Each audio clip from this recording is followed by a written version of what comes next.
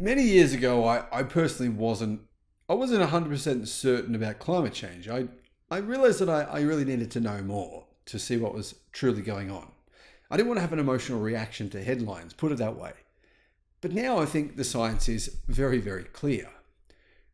What surprises me is that apparently most Australians believe climate change isn't even legitimate. A recent survey revealed this very surprising information. Hello, my friends. Welcome to the channel. I'm Sam Evans. You're watching the Electric Viking. Great to see you. Well, in this case, a little bit disappointing to see you. I mean, I'm an Australian. I in some ways, represent Australians in this sector. So I've got to admit, I find this information to be a little bit embarrassing. To be fair though, I know there's a lot of Australians, especially where I live, who are anti-renewable energy. They hate wind farms, they hate all kinds of things that are batteries, they think everything's terrible. If things are changing, if more people are moving away from coal and they fear that their livelihoods will be affected by that, they're very scared of that happening. Most Australians don't see climate change as an extremely serious problem, despite warnings this decade is critical in the fight for a planet that we can live on that's, not destroyed permanently. Griffith University released its annual climate action survey according to reneweconomy.com.au, who reported on this, which explores what thousands of Australians actually really think about climate change.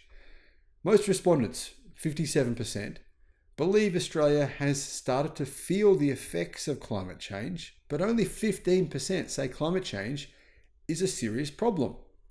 So if we're feeling the effects, if 57% of people believe we are feeling the effects, how is it that 85% of people say it's not a serious issue?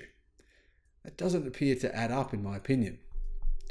About 8% think its effects will be felt within the next decade, and 13% say they'll be apparent within 50 years. The results expose a gap, says Renew Economy, of how Australians perceive the threat and the urgency expressed by the global scientific community. The UN's Intergovernmental Panel on Climate Change warns the planet is likely to cross a critical warming threshold within the next decade. In fact, possibly even sooner than that. It says an immediate drastic shift away from fossil fuels is needed to hold warming to 1.5 degrees Celsius.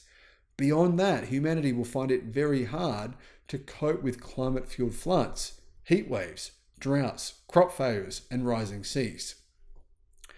The person who created the survey and Griffith University Associate Professor Kerry Foxwell Norton says it's alarming. There's still such a gap amid UN warnings of a code red for humanity.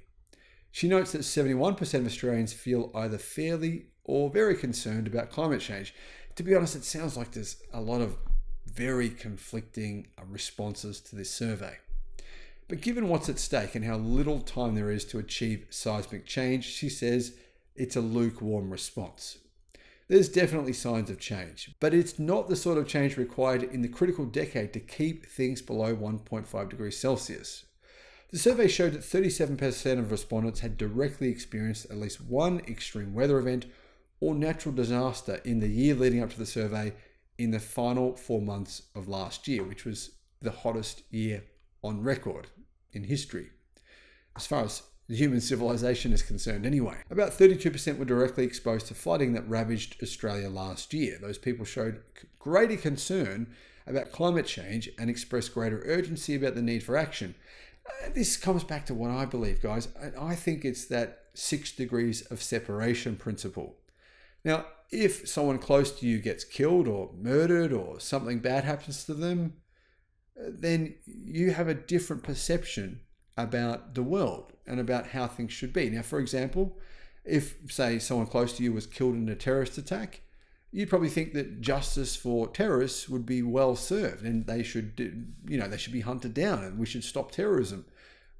But sometimes if you're not affected directly, you think, oh, it doesn't affect me, so we have a different perception on how that, on that event, for example. Now, Associate Professor Foxwell Norton says there's an opportunity to harness the power of these experiences to address another finding. 68% of Australians use their own observations and experiences as a main source of climate change information. Their own experiences. That doesn't really make sense. I mean, 68% of people say that they're smarter than scientists, so their own experiences are the most relevant information. Isn't that like sort of saying, well, everything's okay until I basically have a catastrophe and die, and by then I know that things are true. By then I know it's real. Scientists are telling me that volcanoes explode, but I don't believe it until it happens. Once it happens, now I believe it. Now I know it's true. That doesn't really make sense to me. Anyway, that's on par with other popular sources, including the media and the Bureau of Meteorology, TikTok and Twitter. And, well, obviously now X were among the least used, apparently. So people are saying that rather than turning to research to get their information, they're just going off what they think, what the popular narrative is, or what they feel personally. Researchers said this about the survey. After decades of communicating through climate science and prioritizing it, it's failing to register in the sorts of timeframes required for transformative change. Now, I personally believe, actually, guys, I've got to admit, I'm a bit of an optimist, and I think it's all going to be okay. That's what I genuinely think. I think that we will move to renewable energy at a very fast pace. I don't think it's based on people doing the right thing necessarily. I think it's based on economics. The cost of batteries and solar has come down so much. It's simply more economical, more intelligent, just mathematically speaking, to install batteries and solar than to continue running old coal power plants that are making a loss. That's one example.